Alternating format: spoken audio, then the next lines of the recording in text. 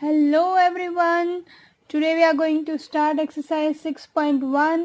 बहुत ही easy exercise है, तो let us start. जो क्वेश्चन में दिया हुआ है वो मैंने ऑलरेडी इधर गिवन करके लिख लिया है. What is given here? That angle ADC plus BOE is equals to 70 degree. What does it mean? See, हम देख लेते हैं. Sorry, it's AOC. Okay, AOC plus BOE मतलब इन दोनों का जो सम है वो कितना है 70 degrees. It's given. Okay, after that it's also given that angle BOD, this angle, okay, this angle BOD is equals to 40 degree. Angle BOD 40 degree है. Then find angle. What do we have to find? This angle BOE मतलब ये वाला angle and reflex angle COE. COE actually ये होगा और reflex कितना होगा, इतना पूरा. समझ में आ रहा है ना? तो हम कैसे फाइंड आउट करेंगे? तो देखिए, पहले तो हमको क्या दिया हुआ है कि BOD क्या है 40 डिग्री. ओके, तो हम उनमें से क्या फाइंड आउट कर सकते हैं? ये वाला, क्योंकि ये देखिए ये दोनों क्या है, वर्टिकली ऑपोजिट एंगल्स है ना. तो what can we write is here angle BOD is equals to 40 degrees. Why? As it is given. Okay, so therefore angle COA will be also equals to 40 degree. Q, we can write in bracket vertically opposite angles. I am writing short form VOA means vertically opposite angle. Okay, so इसलिए ये 140 हो गया. ठीक है, अब हमारे पास क्या था, इन दोनों का सम था, राइट. तो हम क्या लिख सकते हैं, वी ऑल्सो हैव, बट क्या है हमारे पास, angle AOC plus angle BOE is equals to 70 degree, that we know, right? So if the sum is 70 degree, let us put the value of COA. COA बोलो या AOC, दोनों same ही हुआ ना, तो इनका वैल्यू कितना है 40 degree plus angle BOE is equals to 70 degree. So BOE की वैल्यू कितनी होगी, BOE is equals to 70 minus 40, that is equals to 30. ये समझ में आ गया. तो BOE कितना मिल गया, ये 30. तो angle BOE is equals to 30. तो उसको हम, क्योंकि ये पूछा था क्या क्या BOE पूछा था, तो ये हमने उसको हाईलाइट कर दिया. उसके बाद क्या पूछा है, रिफ्लेक्स एंगल COE. तो देखिए COE क्या हो सकता है, तो हम सबको पता है कि COE क्या होगा. देखिए ये पूरा जो है दिस होल, इन सब का सम कितना होगा 180 होगा. 180 में से COE निकाल दो तो क्या बचा, AOC और BOE. तो इन दोनों का सम कितना है, इट्स ऑलरेडी गिवन 70. तो हम COE कैसे लिखेंगे, 180 माइनस 70, राइट. तो वो कितना होगा 110. ओके, ये 110 हो गया. तो अगर COE मतलब ये एंगल, ओके, ये 110 हुआ तो रिफ्लेक्स COE क्या होगा, रिफ्लेक्स COE मतलब ये बाकी का. समझ में आ रहा है. मैं एक बार फिर से आपको बता रही हूँ, COE मतलब इतना एंगल और रिफ्लेक्स COE मतलब क्या, ये पूरा जो बचा है वो सारा. Are you getting me? तो ये कितना होगा, पूरा होल सर्कल कितना होता है 360 का होता है. तो रिफ्लेक्स COE कितने का होगा, reflex angle COE is equals to 360 minus 110, so that is equals to 250. Okay, तो COE का वैल्यू कितना होगा, रिफ्लेक्स COE का 250. Okay, reflex COE is equals to 250 degrees. Let us now see question number 2. What does question number 2 says?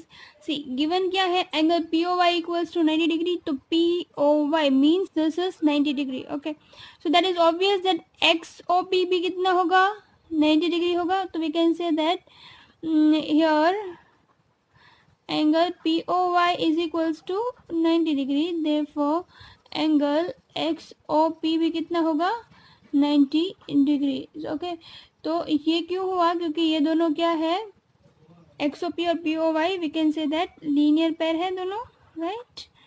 तो ये हो गया. अब हम क्या लिखेंगे, सी व्हाट इज गिवन के A:B is equals to 2:3. Here A:B ये दोनों का रेशियो दिया हुआ है, राइट. उनकी वैल्यूज नहीं दी है, कितनी है 2:3. So if A:B is equals to 2:3 then find C. तो ये दोनों का 2:3 रेशियो. तो हम क्या कर सकते हैं, हमको पता है कि पूरा XOP कितना है, 90 है. तो इन दोनों का रेशियो मीन्स इन दोनों का सम जो है वो 90 होगा. तो can we write that A plus B is equals to 90 degree? Yes और नो? क्योंकि इन दोनों का सम 90 होगा तो उनका रेशियोज है, इसलिए हम उसको डायरेक्टली 2 + 3 नहीं लिखेंगे. ऐसे लिखेंगे 2x + 3x is equals to 90 degree. It means 5x is equals to 90 degree and it means that x is equals to 18 degrees, right? So x की वैल्यू कितनी आई, 18 degrees. ओके, सो अब x मिल गया है, हमको क्या चाहिए, c चाहिए. तो c कैसे मिल सकता है, देखिए अगर हम ऐसे देखें ये पूरी लाइन mn, तो ये लाइन जो है पूरी, ये it's already given in the question that XY and MN intersect each other at O. It means कि MN एक लाइन है, वो हमको पता है. तो इनका सम हमेशा कितना होगा, 180 होगा, राइट. तो पहले हम B की वैल्यू फाइंड आउट कर लेंगे, फिर इनका सम 180 करके C की वैल्यू फाइंड आउट कर सकते हैं, right. So what will be the value of B?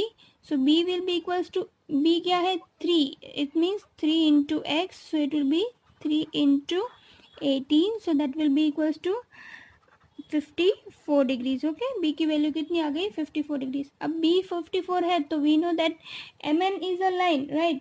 MN क्या है, एक लाइन है. तो हम लिखेंगे MN is a line, therefore B plus C कितना होगा, 180 डिग्री होगा, राइट. तो B प्लस C 180 डिग्री हो गया. तो क्या लिखेंगे, B कितना है 54 plus C is equals to 180. तो C की वैल्यू कितनी आएगी, 180 minus 54. So that will be equals to 126 degree. Okay, C की वैल्यू कितनी आई, 126 degrees. So let us now see question number 3. What is given in question number 3? See, PQR is equals to PRQ. हमको ये दिया हुआ है कि ये दोनों ही सेम है, राइट.